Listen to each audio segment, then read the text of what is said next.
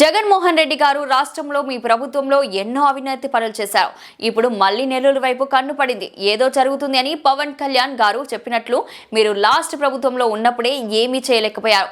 ఇప్పుడు ఏం చేయడానికి? మీ అవినీతి గురించి అన్ని తెలిసిన వ్యక్తిగా శ్రీ అనం రామనారాయణ రెడ్డి ఉన్నారు.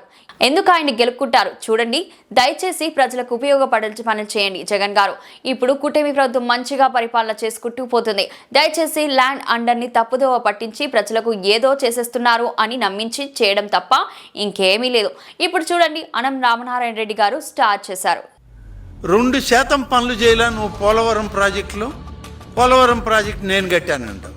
పోలవరం ప్రాజెక్టు పూర్తి అయిందంటే నా వల్ల అంటావు. పూర్తిగాని ప్రాజెక్టులను పూర్తి చేశానంటావు. పూర్తయిన ప్రాజెక్టులు ఏమన్నా ఉంటే పై శిలాపలకాల దగ్గర నిలబడి ఫోటోలు ఎత్తుకుంటావు. ఏంటి నీ ఆలోచన విధానం? పరిపాలన అనేటువంటిది ఇదేనా అనే పరిస్థితి వచ్చింది. వాళ్ళు హంద్రీనీవా ప్రాజెక్టు నీ హయాంలో ఏం పని చేశావు నువ్వు?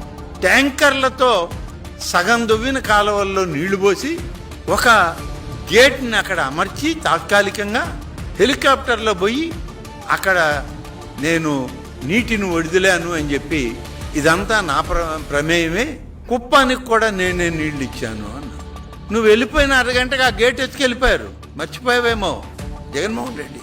నువ్వు వెళ్ళిపోయిన అర్ధగంటకి నీ హెలికాప్టర్ ఇంకా కనబడతానే ఉంది ఆకాశంలో కింద ప్రజలకి.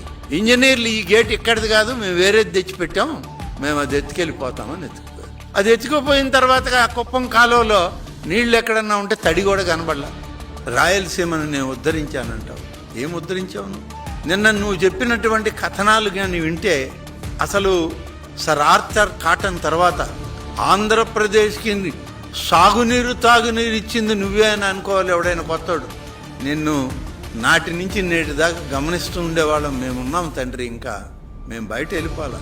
మేమున్నాం ఈ సమాజంలో. ఏ పనైనా ఒక్క పని నువ్వు పూర్తి చేసినట్లు, లేదా ఒక పని ద్వారా రాయలసీమ ప్రజలకి మేలు కలిగించినట్లు చెప్పగలవా?